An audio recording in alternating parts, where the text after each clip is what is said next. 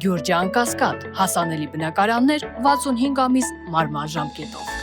Ցուցակում ես չկամ, ես համագումարով հաստատված եմ, ես այս ընտրություններին Լուսավոր Հայաստան կուսակցության լիազոր ներկայացուցիչ եմ։ Ինչու չկաք։ Դա եղել է թիմի հետ քննարկված իմ անձնական որոշումը եւ այս փուլում կարծում եմ իմ մասնակցությունը եւ ներկայացվածությունը այս մարմնում ավելի նպատակավոր է։ Կարող եմ ես ենթադրել ինչու չկաք։ IT ոլորտում լավ աշխատանք ունեք, բարձր վարձատրվում եք, անշարժվում եք, չեք ուզում ձեր անձամբ գլուխը դնել ցավիտակ ու մի Որքան դուք ինձ քաղաքականության մեջ տեսել եք եւ որպես ավականու տեխնացի եւ падգամավորի, ես աշխատել եմ IT ոլորտում, աշխատավարձով, իսկ իմ կյանքում այդ առումով բան չի փոխվել։ Շարունակելու եմ։ Բայց ավականու աշխատանքը չի խանգարել։ Պատգամավորի մեկ խանգարել։ Ես կարծում եմ, որ շանսեր գնահատողը լինելու է մեր քաղաքացին, ելնելով այն աշխատանքից, որ տարվել է մինչ այսօրը, իսկ մինչ այսօրը ի տարբերություն մասնակից շատ ուժերի, Լուսավոր Հայաստան կուսակցությունը շատ ակտիվ ներգրավվածություն է ունեցել հանրային քաղաքական կյանքում եւ ամենակարևորը մեզ մոտ հովհարային անջատումներ 5 տարվա ընթացքում չեն գրանցվել։ Ուստի այս իմաստով ես կարծում եմ, որ դա գնահատանքի արժանի է լինելու։ Այդ ո՞րն է հովհարային անջատումների նկատմամբ։ Թիմում աշխատելու ժամանակ ահված նկատի ունեք։ 5 տարվա ընթացքում որևէ օր Լուսավոր Հայաստան կուսակցությունը որևէ մակարդակում հովհարային անջատման չի Հետո է ենթարկվել։ Այն ուժերը, որոնք ամիսներ շարունակ հանրային քաղաքական նշանակություն ունեցող կարևորագույն հարցերի չեն պատասխանել, մարդիկ մոռացել են իրենց ինչ-որ մի ընթացք, եկել ինչ-որ պահի հայտնվել են, կամ առհասարակ 5 տարվա ընթացքում գործունեություն չեն ծավալել եւ հիշել են, որ հիմա ընտրություններ են։ Բայց պարոն Խաչատյան, երբ որ Էդմոն Մարուկյանը դարձավ հատուկ հանձնարարություններով դեսպան, Լուսավոր Հայաստանի ոչ թե հովհարային անջատում, այլ ռուբիլնիկը չէիք անջատել, գնացել տուն։ Ինչ եղավ հովհարային։ Տեսեք, ձեր լրատվամիջոցը ինձ այսքան ժամանակ հարցազրույցի չի հրավիրել։ Բազմաթիվ այլ լրատվամիջոցներ հրավիրել են եւ գիտեմ, որ ես միշտ եղել եմ հանրային քաղաքական նշանակություն ունեցող հարցերի պատասխան տվողներից մեկը մեր ուժից։ Հետևաբար որ դուք չեք հրավիրել եւ դա չեք նկատել, նորմալ է, ես այդտեղ խնդիր չեմ։ Ես ձեր ուժի ղեկավարին եմ հրավիրել եւ համառորեն հրաժարվել է գալ,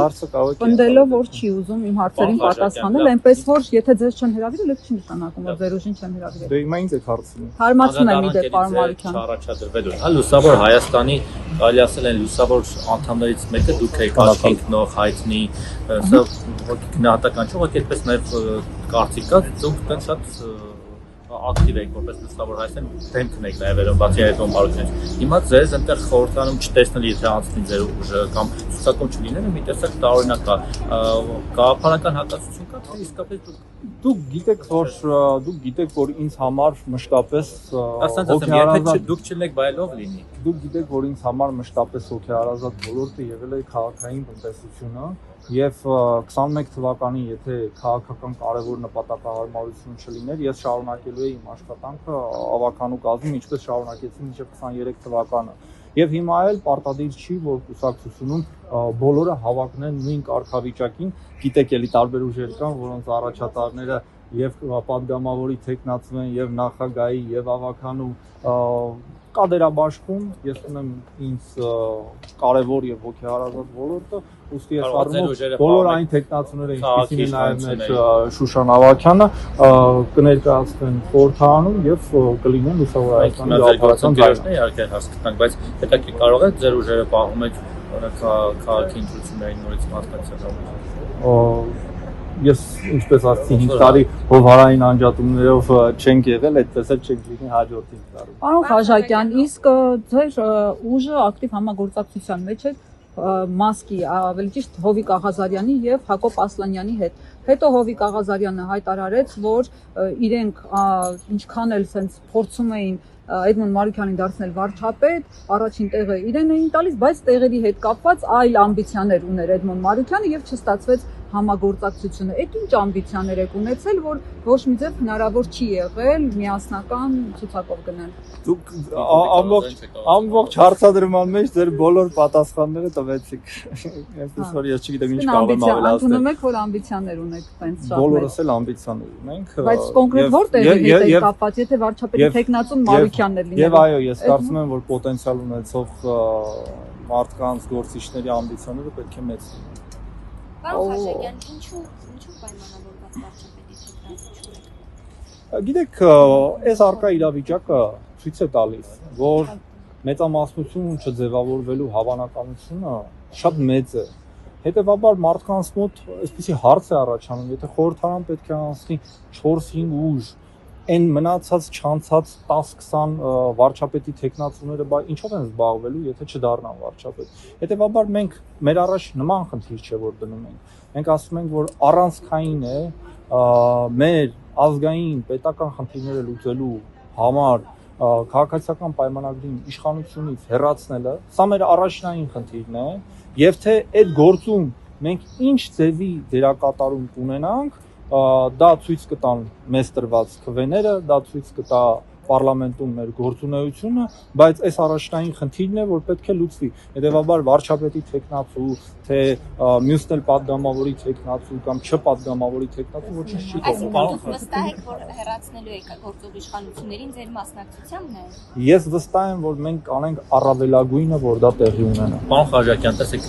18 թվականին դուք ֆուրոր արեցիք, որպես ընդդիմադիր ուժ միայնակ մասնակցելով եւ 18 մանդատ ունեք խորհրդարանում, բավականին մեծ ձայներ հավաքեցիք, 21 թվականին դա ձեզ չհաջողվեց անցողի շեմը հաղթալ։ Հիմա դուք ձեր շանսերը բացատրում եք։ Կարող եք այդ երկուսի արանքում գոնեմ։ Ես նորից եմ ասում, մեր շանսեր գնահատողը մեզ ընտրողն է, ով մեզ տեսել է 5 տարի շարունակ ակտիվ գործունեություն ծավալելիս, դիրքորոշումներ արտահայտելիս եւ քաղաքական օրակարգի իր մասը թելադրելիս եւ մենք կրկին 5 տարի անց մարդկանց առաջ պարզ կանգնած ներկայանում ենք եւ հայցում իրենց կնեն։ Պարոն Խաչատրյան, դուք հիմա պնդում եք, որ ձայները չեք մտել, դաշտ ձայները փոշիացնելու համար, որովհետեւ ձեր կուսակցության անդամներն էլ այսպես մասնատվեցին, գնացին ամեն մեկը տարբեր ուղղություններով։ Հիմա դուք ուզում եք ասել, որ անցողիկ շեմը հաղթահարելու է։ Դա դուք եք ուզում ասել եւ ես համոզված եմ, որ ձեր քաղաքական նախասիրությունների մեջ մեր քարոզարշավը տեսնելով որպես քաղաքացի եմ ասում, ոչ որպես լրագրող։ Վստահ եմ, որ քարոզարշավի ժամանակ դուք այնքան արժանվույնս կգնահատեք Լուսավոր Հայաստանի քարոզարշավը եւ դուք եւ ձեր նման տասնյակ հազարավոր քաղաքացիներ կընտրեն Լուսավոր Հայաստանին։ Կոնկրետ ինչ կրեատիվ լուծումներ եք անել։ Այ դա արդեն կտեսնեք քարոզարշավի ժամանակ։